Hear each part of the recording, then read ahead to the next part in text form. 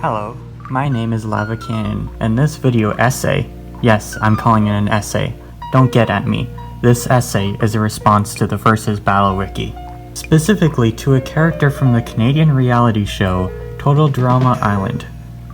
Well, you've seen the title, I don't need to give you that exposition. Dawn is a contestant on season 4 of the show Revenge. Dawn is like a hippie, likes animals, goes bonkers on spirituality and stuff. She has only stayed on the show for 5 episodes, but overall, she is completely normal and doesn't do any weird witchcraft stuff. The Aura Whisperer, Team A. Yep, completely normal.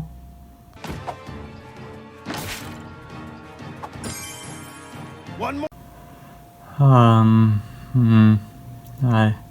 Alright, well. Okay, stop, I get it. So there are scenes of Dawn doing very anomalous things, and this has sorta stuck with many watchers, including me. Many have had their own perspectives on these, and I'm just gonna put it straight out there. I got on some lava-melting arguments on online message boards, and oh, my heat is still fiery. Don't think for a second I got over affirming my facts on reality shows made for kids, no. But let's step back for a bit and actually list all the clips that show Dawn being weird. 10-minute video, here I come. Brick MacArthur, reporting for duty. B and Dawn.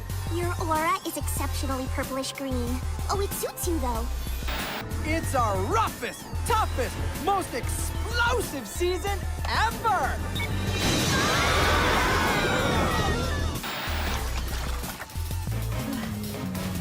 Woohoo! That's what I'm talking about. First one on the how did you? You're not even wet. Oh, I used a shortcut. So stoked to be here. I've been watching Total Drama forever. Who knows, maybe I'll even make some new friends. Yes, that would be good considering you were an only child and all. What? Who told you that? Your soul reads like an open book.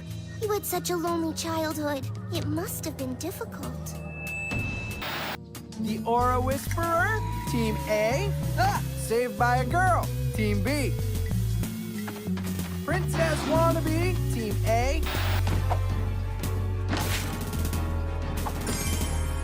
One more. So we got Dawn reading B's aura, being blown out of a boat and appearing first at the shore without getting wet, reading Zoe's aura, hovering towards Mike, being tossed up to the top of a human tower and floating down slowly. These are from the first episode. Those 3 crazy ones I'll inspect later, calm down. But there is the 2 of her reading people's auras. This is actually a pretty common trait for her. Oh no! Will you keep it down? If I don't get my beauty sleep, I'll lose it. Yes, because your need for fame is really a depressed cry for love. Who told you that? My therapist? I see people's auras, and it looks like someone threw up on yours. A great darkness is surrounding Dakota. If she stays on the island, disaster will befall her. So please. But it's full of negative energy. So am I. You weren't held enough as a child. Good morning, fellow teammate. Need assistance chopping wood? You don't have to help just because you were teased a lot as a child. Who told you that? It's right there in your aura. Between your bladder control issues and your need to be dominated. I don't need to be dominated. I'm large and in charge. There's protein in this, right? Your chi is looking shrunken. Chi? Which muscle is chi? Whatever, doesn't matter. Lightning does not do shrinkage. Give me that!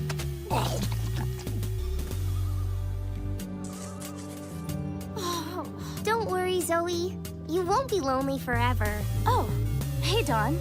Well, tell that to Anne Maria and Mike. Or should I call him Vito? Trust me, Mike likes you a lot. How can you be so sure? It's all over his aura. The Mike parts of it, anyway. Really? Wait, what do you mean, the Mike parts? Dawn? Was it something I said? Here we got Dawn reading Dakota's aura, having a sense that disaster will befall Dakota, reading Scott's aura, reading Brick's aura, reading Lightning's chi, knowing Mike likes Zoe, and knowing Mike has multiple personalities. These are some crazy readings, however, I don't necessarily believe they are above the scope of human intelligence, at least for most of them. For one, being able to tell B's color, I mean, it's a color. Knowing Zoe was an only child is pretty odd, but it was made fairly apparent she was lonely, so tie the stereotypes and it's a reasonable guess to make. Knowing Dakota was secretly depressed is a pretty easy to guess trope for anyone like her. Saying Scott wasn't held enough is honestly just like a savage burn, but also pretty vague and doesn't even have to be true to sound true. Knowing Brick had bladder issues was shown in episode 5, and I think that is plenty of time to notice how many times he went to the bathroom, among other things that occurred in earlier episodes. Noting that Lightning's She, which I assume is basically Ura, looking shrunken, is pretty vague as well, and may not even be true. The Mike stuff with him liking Zoe and having multiple personalities is honestly pretty obvious to anyone. Especially the personalities. I mean, Mike's front was that he was acting, but considering he very clearly could not control them, I'm surprised it was only Dawn that could tell, honestly. The one I skipped will have to wait a little while, but I'll come back to it. Overall though, my theory is that she is really smart, observant, just good at guessing stuff. Actually, there is a great video made by the Theorizer that looks into the psychology of Dawn, and it does in fact support all my biases. She talks about reading auras a lot, but they aren't observations that need mystical reading to make. Yeah, so she's just really smart, I guess. What else does Dawn do other than be really smart, teleport, hover, and float? She does have another trait, which I'll show some clips of. Really? Oh no! Will you keep it down? Oh, go eat a worm. No thanks. Anybody want a swap? What's that? Duck now? There's gotta be some protein in here somewhere. Don't worry, I'll save you. Woo! That was a close one. Phew! Thanks, creepy girl. For what?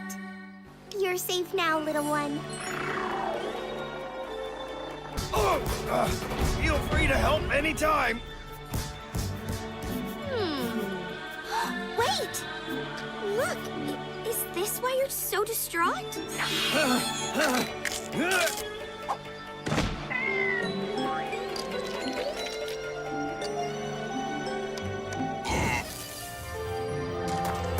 That was beautiful.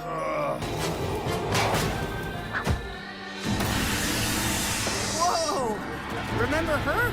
She organized your family reunion. Don't hurt us, hurt them!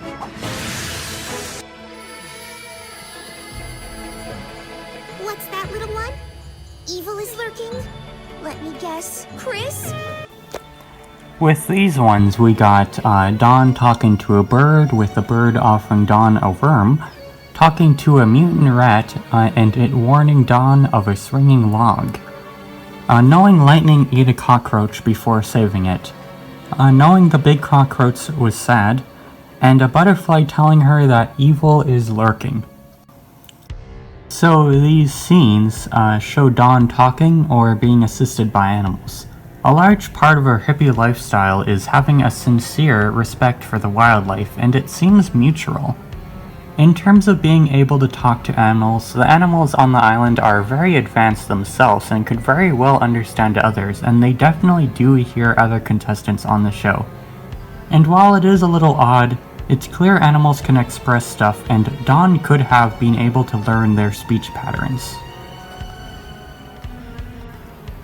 With the cockroach, it's possible Dawn has a sensitivity to sounds of animals, or in this case, insects, from her training, and was able to hear the cries of the cockroach, or perhaps seen it earlier, as it was visible in what Lightning was eating.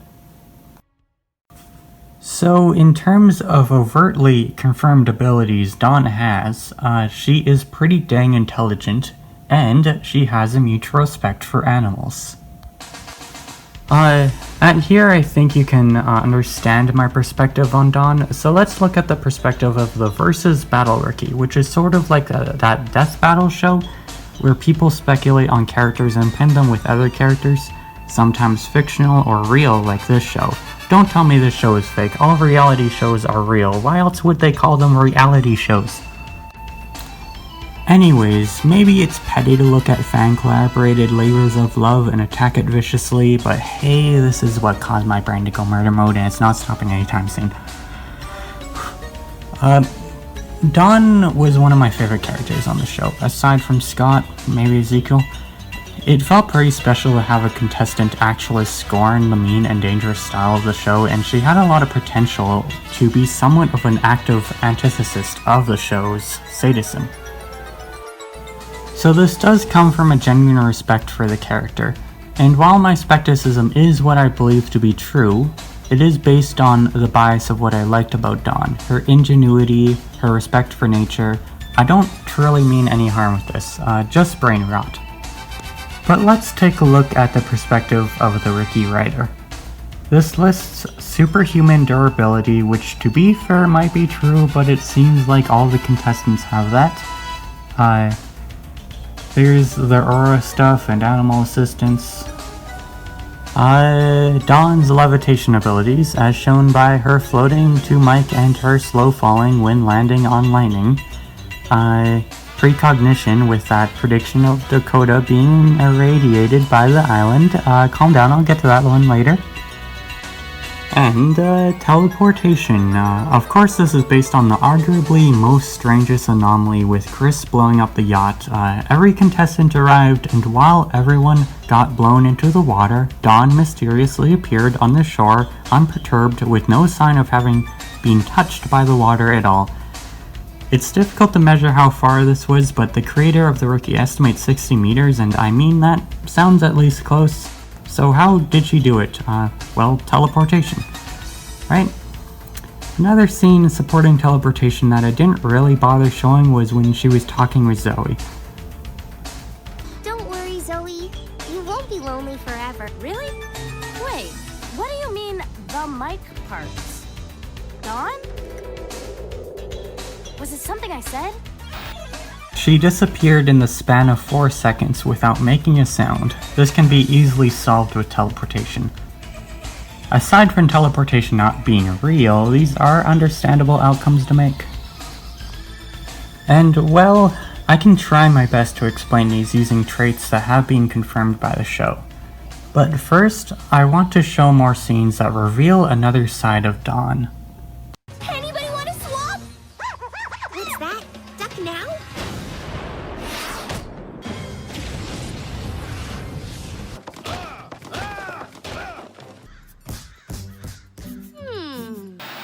I told you, B stands for bad man, and Beverly is a bad man. I never took him for that guy, but fact-wise, it would seem he's that guy. How can you trust someone who is so secretive that he doesn't even talk? He hates nature, you know. I've read B's diary. What's that, little one? Evil is lurking? Let me guess. Chris? I have shared some of these already, but these show a different pattern. And well, what I mean to imprint is that Dawn has limits.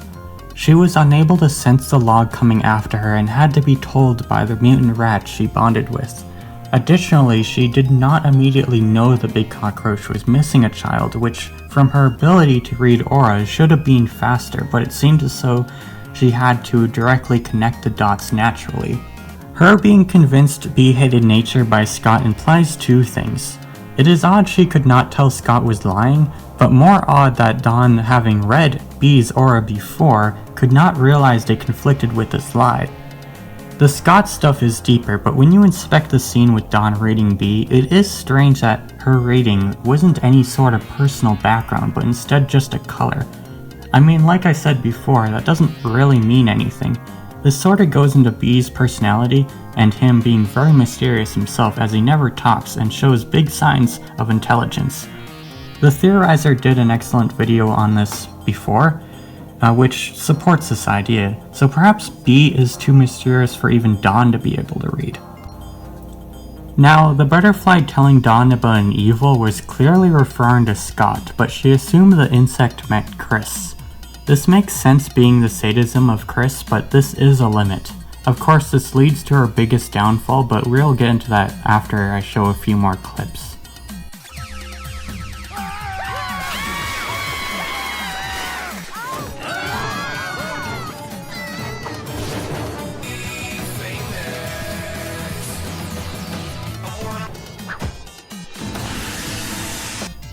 The first limit shows, or at least implies, that the brain rat did not respect Dawn as she ran away with the rest. The second is during her spot in the opening where a mutant gopher scares her away. While the smaller gophers respect her, this big one does not. The third one is with the cockroach in the ice fort. The roach was aggressive to Dawn and Scott and had to make it remember that Dawn was the one who helped find the child. What do these show? Well, what I think it shows is that not all animals automatically respect Dawn. While this doesn't really debunk anything in the wiki, it does show that her mutual respect is gained, not inherent. Though many less aggressive animals would likely respect her more at first sight. Inside the knot is a nest. Hey, Dawn, what was the middle part? Dawn? Dawn? Dawn? What? Did we lose the weirdo? Who's landed in the web now? Tanjob? Couch Potato? Freckleface? Dawn was caught by a spider. A large spider, to be fair. Why this isn't included with others is because this isn't actually an animal and was revealed to be Izzy in a costume. Mostly this scene is just to show that she can be overtaken, and while Izzy is her own personal beast, if Dawn had something like teleportation, this would be easy to get out of.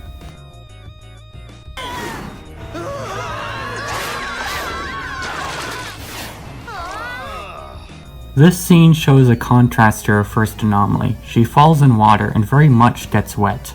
Arguably, this would be easier to get out of if you were to go by the wiki's abilities compared to the first yacht scene, which was a lot farther away. These are some apparent limitations that do ground Dawn to a more down-to-earth human. But now there is the topic of her eventual downfall in the show, and this downfall was caused directly by my favorite contestant of the series, Scott. Scott completely obliterated Dawn in every way. Let's look at this montage. He hates nature, you know. Brick, we'll have to ski with lightning. Affirmative! Scott, don't you dare fire any more of those defenseless gulls. Promise. Starting now. Joe's gun was jammed. The gull that hit Sam could only have come from our boat. I swear by the great Earth Mother, I will expose Scott for the traitor he is. Or will you? Dawn, here, you forgot this on the boat. Whoops. Joe's whistle! Scott's shark tooth! Dawn? You're a thief?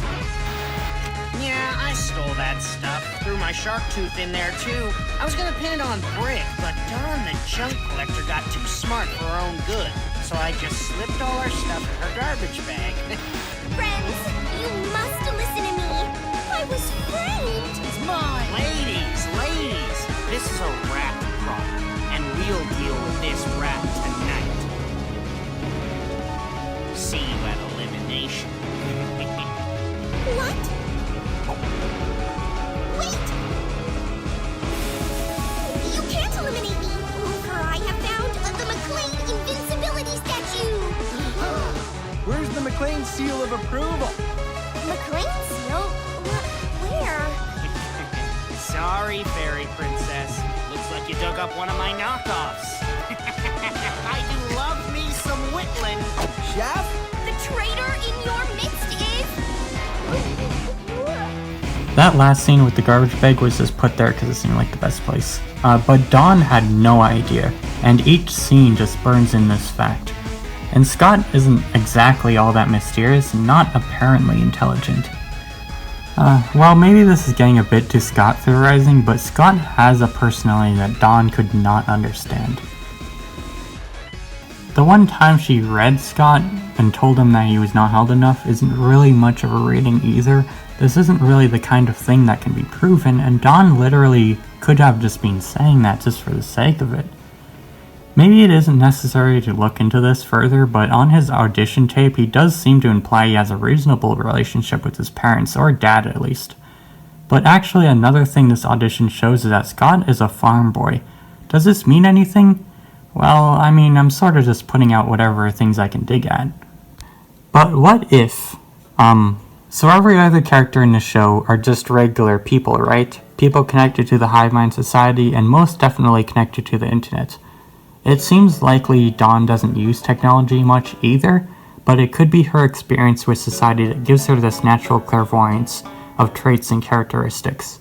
Scott would be far removed from anything Dawn experienced if it is true that Scott is a homeboy.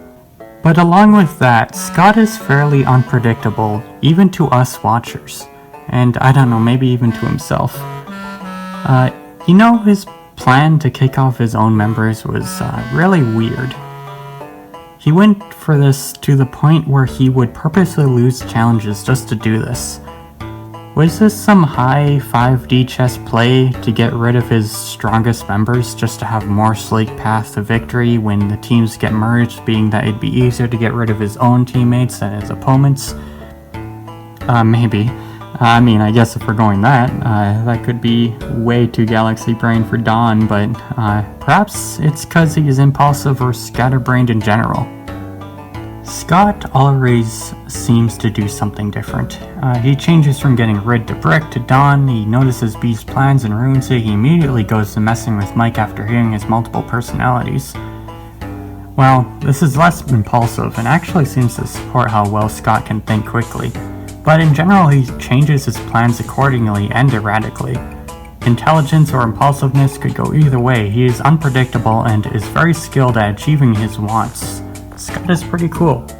You can go a bit 6D chess here and say Dawn actually knew Scott's plan the whole time.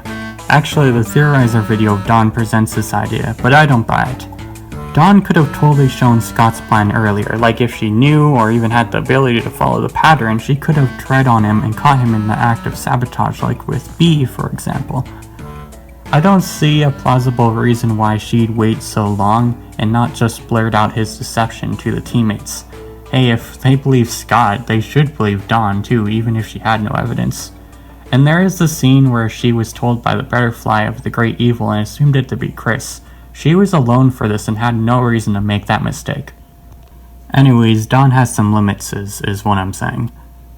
Now this mostly shows the inconsistency with her powers. If she can levitate, why doesn't she do it more often? If she can predict the future, why does she only do it once? If she can teleport, she would be unstoppable. There is the idea that she decides not to do this often because it would be cheating, but why'd she do it at all, and cheating wouldn't even matter after she was eliminated? Well, these are just inconsistencies, and I suppose you could dig into Dawn's psychology, but I have an explanation that fits with these limits in mind. Let's for a moment go back to her confirmed abilities. She's really smart for one, but actually it's a second trait that could do everything for her. Her connection to the wildlife. She respects animals and they respect her. So is it really that far-fetched to suggest that animals also help her physically? The closest occurrence we have is a bird offering Dawn a worm and the big cockroach helping to attack the opponent's fort. Not much, but it does show the wildlife would help if they could. And well, can they? In order to inspect this, we must look at these animals. Wait, actually, wasn't there another animal lover in this series? Yeah, wait, in Pacatail Island, the 6th season, there was, Ella, the fairy tale princess contestant.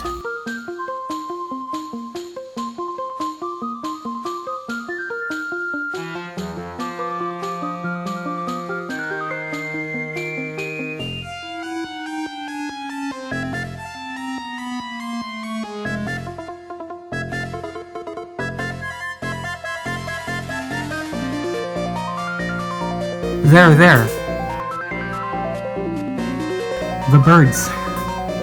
The birds are helping out Ella after she was pushed off the cliff. And what do we see?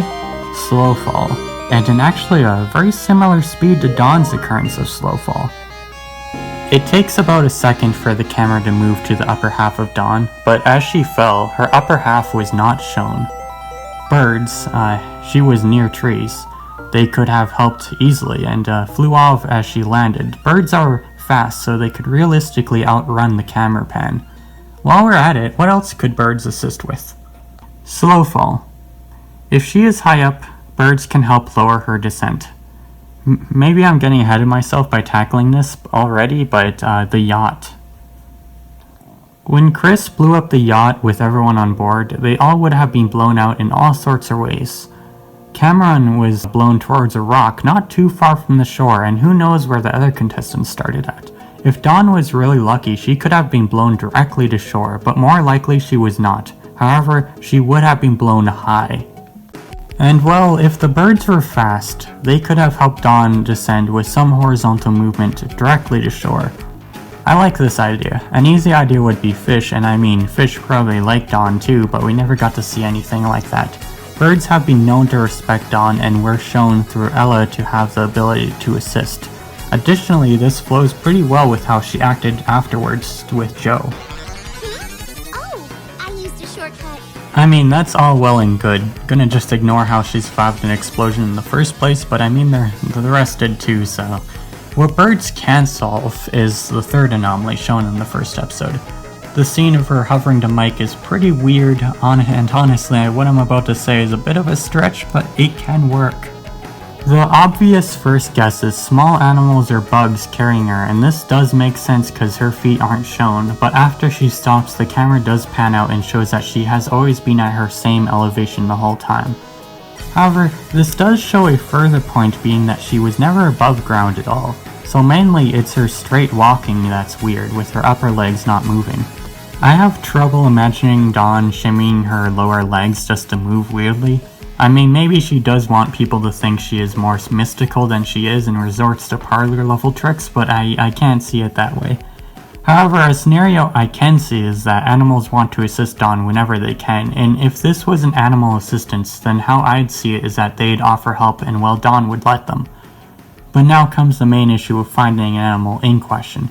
If it can't be under her and it can't be above her, no, that's silly. Let's just watch some more TV. Hey guys, look what I found! Mama! Not bad.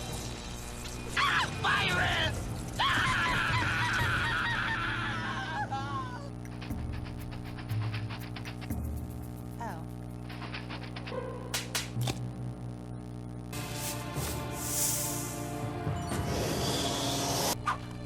What? 5!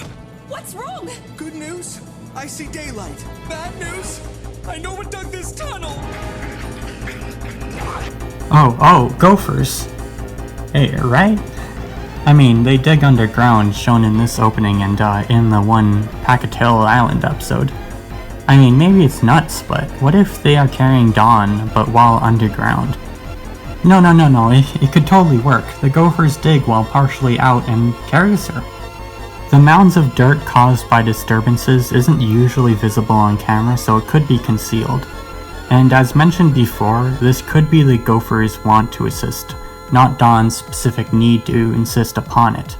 This could just be a casual nice gesture by the wildlife that respects her. Just saying, my other idea was insects in her clothes helping her levitate slightly, so this is what you're getting, alright? Well, now that I think about it, no, gophers work. Those were the main physical feats of Dawn, and you know this goes so well with the limits too, because the assistance of animals is such a circumstantial ability. They can't help all the time, like for example her falling off the speedboat and falling in water could be avoided with witchcraft, but birds? This fall was much more brief, so it'd have to be really fast. Much more than the first instance of falling off the yacht.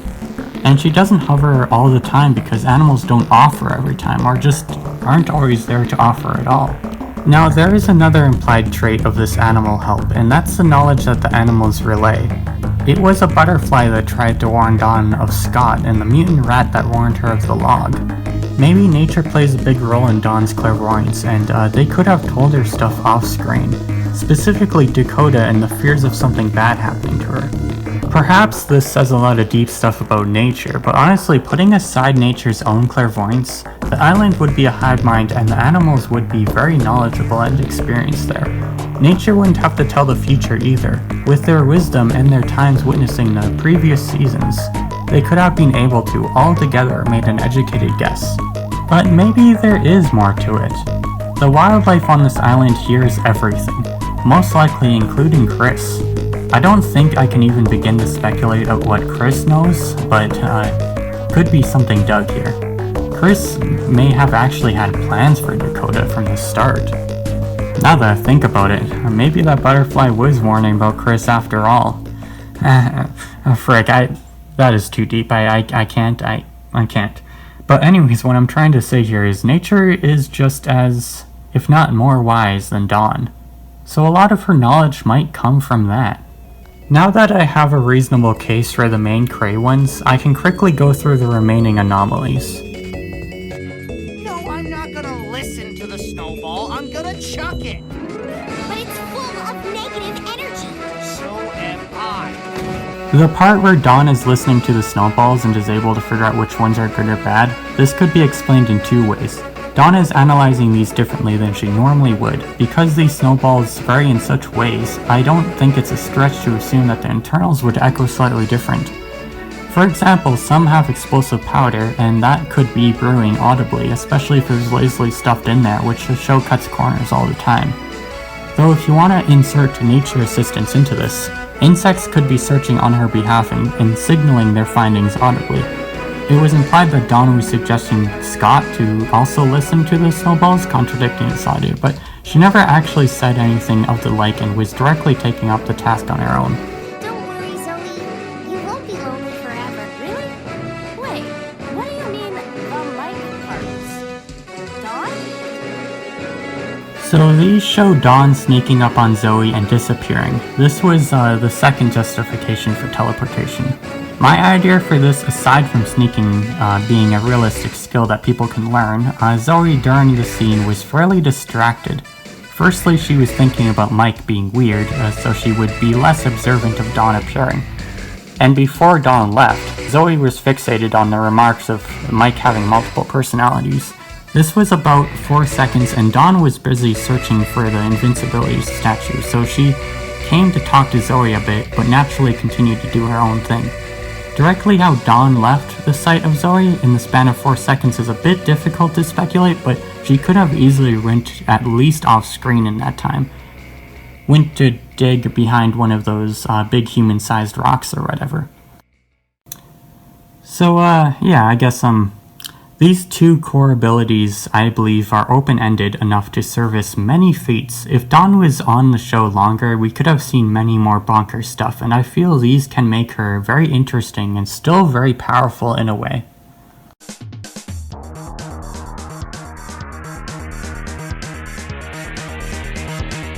Here's how I would structure Dawn's power level using the style of the Versus Wiki. She is very athletic, as well as being very resistant, though again that is a trait every Total Drama contestant shares. So 9C tier in terms of the grander scale. That tier is one above human and the lowest of the superhuman class. Attack potency would be lower, I'd say 10B, regular human. Speed, according to the wiki, can mean many things. As she is a pacifist, she has never shown fighting, so the best way would just be using her fastest speed.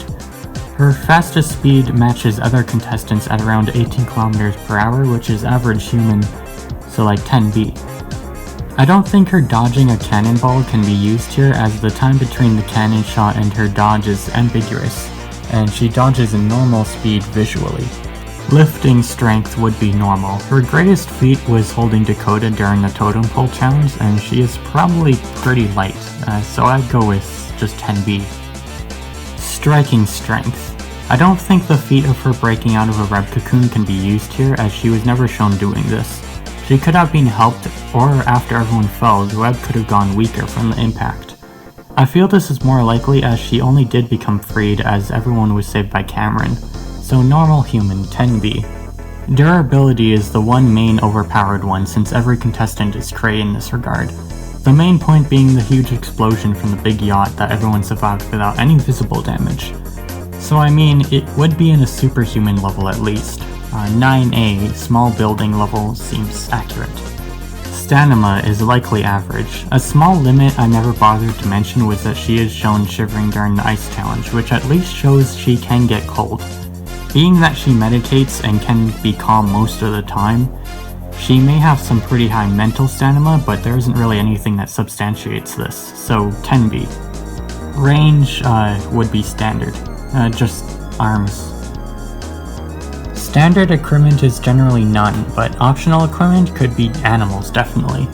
There's also the tea leaves she mentions in her audition tape, and the season 4 finale implies she keeps these around with her often. How it could help her though is hard to say. Intelligence. Well, if you attribute her aura reading as her ingenuity, then she could potentially be genius. Though I considered her most likely attribution of the Dakota prediction to be the wildlife, but her limits are so glaring. She is smart, but I think she seems realistically intelligent. Like just above human level, so 10A. Now, her core ability would stem from her mutual respect for nature. Every physical trait she does can stem from this. If you assume most of nature would want to protect Dawn, then the limit of this ability depends on the limit of nature. Dawn's weaknesses. As shown, not every animal respects her. These unfriendly animals are generally predators, but she can tame them and most likely has the same understanding of animal psychology as she does with people. She is a pacifist. Her perception of people is limited, unable to read beat and being outplayed by Scott. This would imply her ability to read people depend on stereotypes she has read about or been around. A silly piece of trivia on the Fresh TV blog was that mollusks clam up around Dawn. This would actually imply a somewhat higher form of respect, a point where they actually become shy at the sight of her. But nonetheless, this means that some more shy animals may feel overwhelmed and become unable to assist.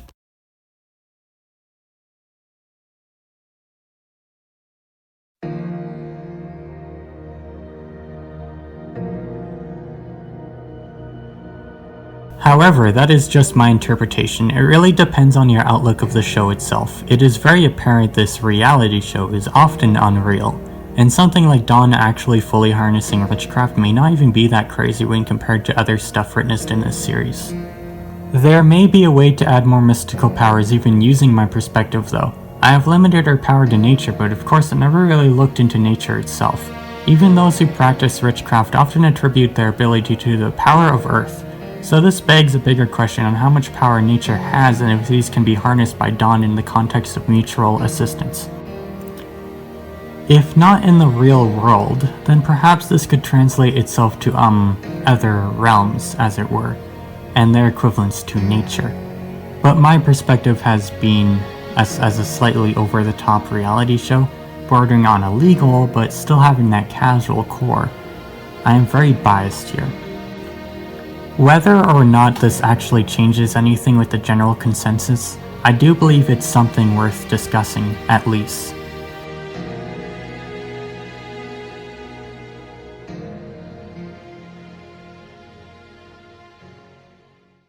But that's my video. I'll get out of your hair.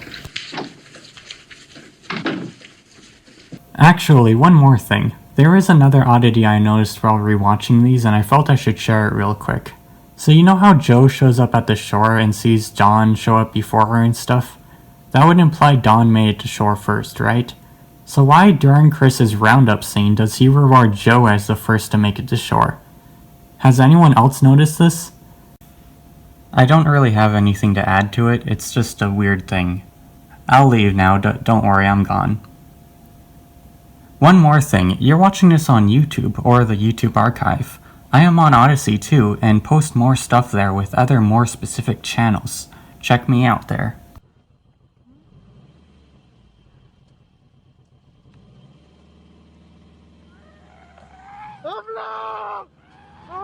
I don't like to speak bad badly about anyone, but Dawn totally creeps me out. Reading auras, talking to animals. I'm not saying she's a witch, but she might be a wizard.